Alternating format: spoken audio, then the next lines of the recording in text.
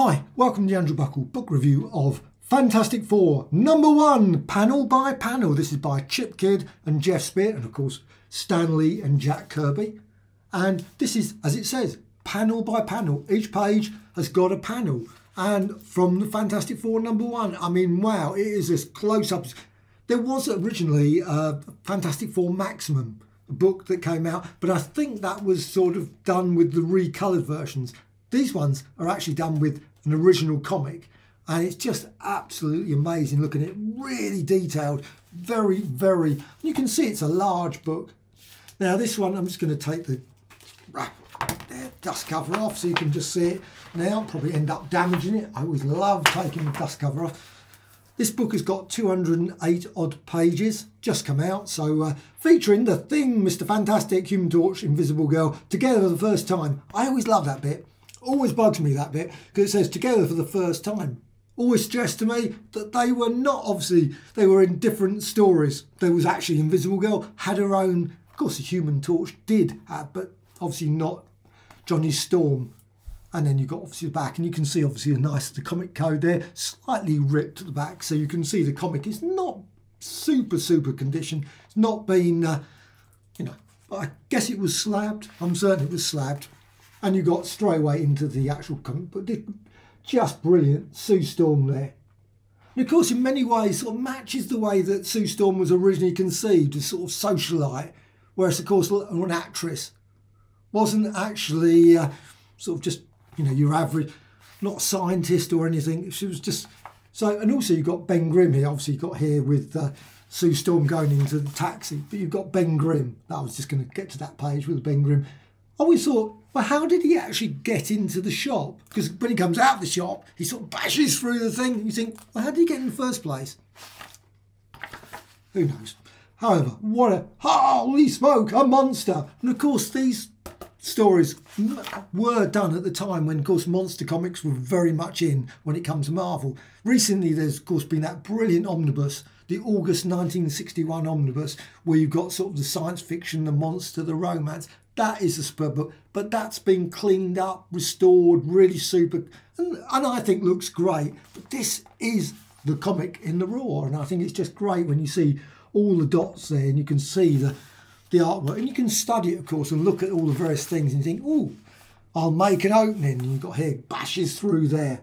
And again, unfortunately, it still suffers from the slight problem, of course, that it's got the gutter. You might, but it's not too bad, to be honest. I mean, I don't think that's bad at all. You can really see it quite decently. Really nice paper quality as well. This is just, I love that Grimm copper there. Central City. That was a weird thing as well. Of course, initially it was not in New York, so that's a slight oddity. There's always, of course, questions, and it does actually talk about this at the back. There's lots of theories about whether it was this or whether it was that. I always think that the story was like a separate, you know, they did like 10 pages. Quite often they did 10-page stories. So maybe it was conceived as like a 10-page was going to be in that one, and then a separate story. Who knows? Like one of the stories, the Mole Man story, feels like a sort of separate sort of monster story in itself. But you got here, of course, look at that. Human Torch, gasp! A Human Torch! Obviously cares about cars, and you've got here, it's a flaming flying object. The only thing that slightly bugs me again with this is, why did it take so long for the Air Force to get off? You know, was he flying around for a long time? He must have been going across the country, because normally he goes quite quick. And yet, it takes about an hour for them to get there. What was he doing? Did he go off somewhere else? But actually, that's really odd when you actually, and that's another thing when you look at the close-up. Sometimes you look at the artwork there of Sue Storm. Just slightly, she doesn't look the same as Sue Storm, but she does there. You can see straight away. You can see it's Sue Storm. There's like occasional. And they also, just look at that again with all of the, this is just brilliant. Just wow. And it's got the story. I'm certain you've read the story. I'm certain you've seen it. But I think this is just as good as it will ever get in terms of, look at that. Just seeing the I love lettering as well. It's always fascinating seeing the lettering. Very close up. One thing I was thinking when I got this, I thought, you know what would be brilliant? Would be if they do a Spider-Man one. Of course, Amazing Fantasy 15, will they bring out? And now, of course, they could also, because In this case, they haven't got the Fantastic Four 1 original artwork. Wouldn't that be amazing if they ever get that? But 2, but with the Amazing Fantasy, they have got the original, so they could do close-up of that on one side, and the close, obviously, the comic, done it again. That would be just brilliant. I would love to see that. And of course, I've also got the Jack Kirby as well as Steve Ditko covers as well, the unused one. And it's just beautiful. And you can see, I love that. Look at that. It's sort of all the paper quality there, is it, with all the bit of dirt and things, obviously, that have been accumulated over time. Mr. Fantastic. I'll call myself Mr. Fantastic. How modest was that? Mr. Fantastic. The rest, there's only one still missing. Ben, the Thing. Well, I'm just going to call myself the Thing. That's it. I can't think of anything else. The Thing. Actually, I'm surprised he didn't call himself the Hulk. That would have been... Anyway, this is South America. This one's in Australia. Again, you've got the monster there. Now, of course, monster ones were very, very popular at this time. So it's you know, this monster is definitely one of the Corgo, Krago, Krang, Blong, Spang, whatever. They had loads of stupid names. And, of course, the wonderful Jack Kirby Monster Omnibus, 2 volumes of, just superb. And you've got, of course, a whole range of them in this. And it's just amazing. I love this one here. Reasons you'll go, My Valley of Diamonds. You never really mentioned that ever again. Now, you could have made a fortune from all these Valley of Diamonds. But, of course, he wanted to... Mole Man was not one of my favourite, and it's not a choice for a first villain. Many ways the Skrulls would have been a much better issue 1. I always wonder, why did they choose Mole Man? Very odd. Not really a sellable character. Now, I can understand that Doctor Doom coming along later. That would have been interesting if they'd gone with number 1, Doctor Doom. But not sort of character you think, oh, immediately But yeah, you've got Doctor Doom and all that sort of stuff, and I don't know. Anyway, that's just a mere sort of thing. Makes you wonder if they had, at the time when they actually originally did this one, they had a list of sort of, oh, I wonder if we could do this or could do that. And quite a few of the first issues, the first 10 issues or so, really feel that sort of monster sort of thing. You had like, whatever it was, of Planet X and things. And of course, Submariner. So it was an introduction. I'm really quite surprised they didn't bring back Captain America, because there was talk in here, it says, about the fact that Martin Goodman wanted to bring in sort of like the team would have been obviously Submariner, Captain America and the Human Torch, the original ones from the timely ones, the all winners. Of course, Miss America, why didn't they bring all those ones in? That would have made an obvious choice, sort of that 4 or 5 team. But obviously that didn't happen, luckily. So we got the Fantastic Four instead. But it still just makes you wonder if they had done that, would have been... And I'm surprised no one's ever thought of doing a variation comic where you've got like the team of, you know, they do a story where it's Captain America, Submariner, face the Mole Man in the first story. That would have been interesting as well. But anyway. But you got, of course, the bit where he, and I'm not spoiling it because you know what happens in the Mole Man. We know he's going to come back, and it says here, whether we see the last, we've seen the last of the Mole Man. Personally, I wish that would have been the case, because I don't know if Mole Man turns up that regularly now. It's not certainly a character I think that's a very regular one. But it's got some lovely, and I love the way they've done it on this paper again. Look at that, the paper quite as well. You can see the original sort of very nicely done. Just a special touch to give to that sort of thing. Glossy paper as well. In many ways it would have been nicer on maybe on the slightly different paper quality, but still. And I love the breakdown where it actually gives a sort of about the whether it's typical Kirby and all that sort of stuff. Oh, brilliant. Just absolutely gives you a lot of thought. You just think, you know what, that would have been brilliant. Why was that? Why did they do that? The inker, the colorist, the letterer, all those sort of things. Actually, they very rarely mention who was the letterer. Letterist, letterer, whatever. And it's just brilliant. I just think it's just talking about the captions again. Just fascinating the way it's constructed. Why did it do cross the line? Why did it do split it into this in certain pages? Always great. And I must admit there was a mention in here that I thought, which I hadn't really thought about, and I suppose probably everyone else has. Brave and the Bold, number 28, does actually look very similar to the cover for Fantastic Four number 1. Very similar.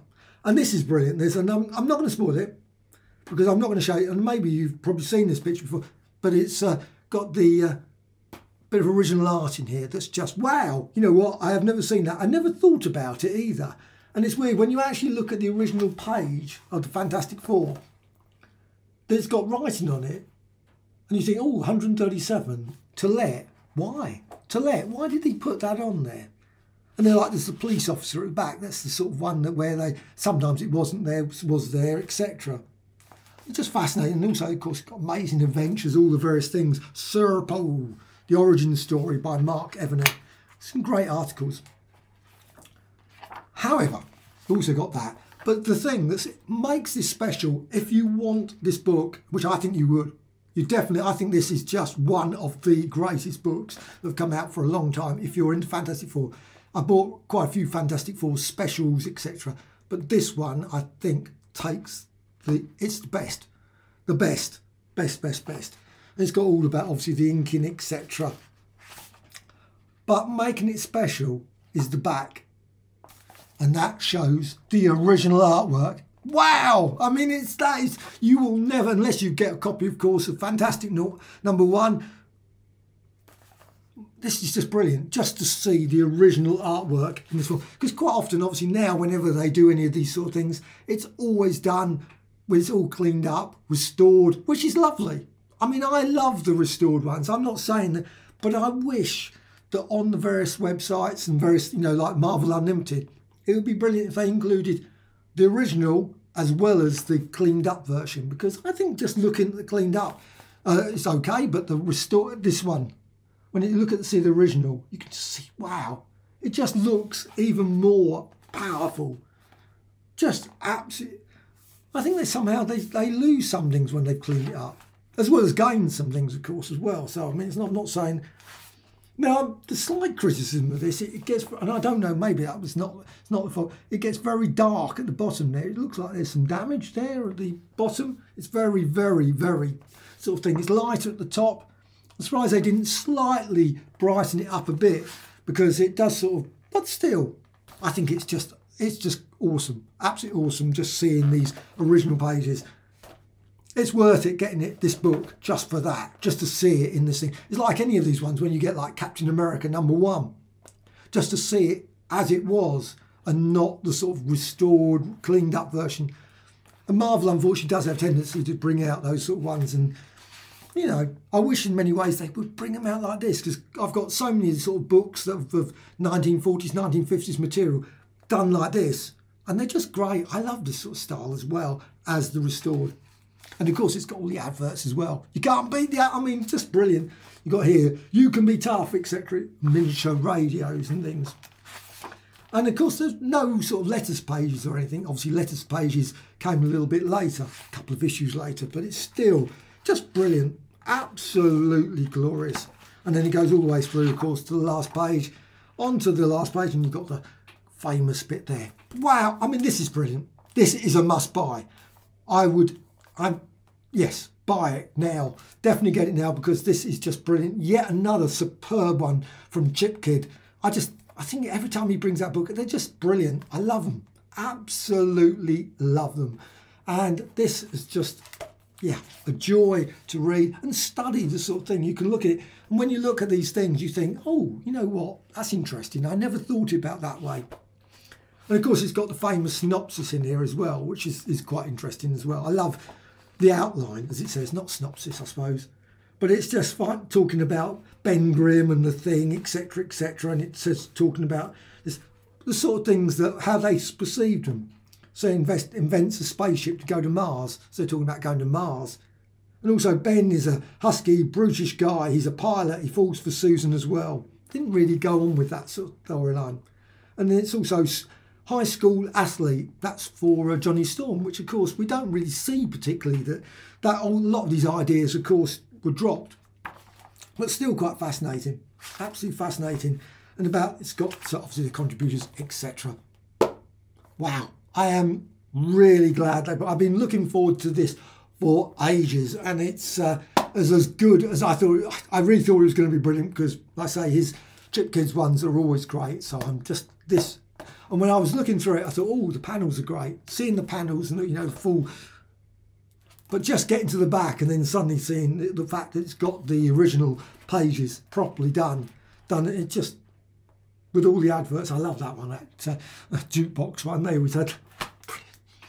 I think this is just great. So this is a quality book, full stop. Oh, I love that. Actually, I hadn't even noticed that. The spine, look at that lovely spine. Fantastic Four, 10 cents. Obviously, number 1, November. Of course, it came out more in October, probably September, August. Obviously, August 1961. Great year, 1961. The best year. One of my favourite years for music.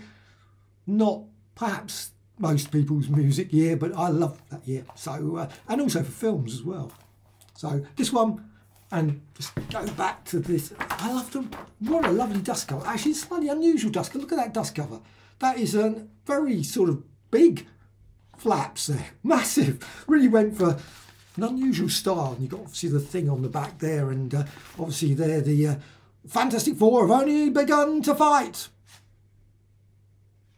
Absolute masterpiece. Absolute joy to read from start to finish. Fantastic Four, number 1, panel by panel.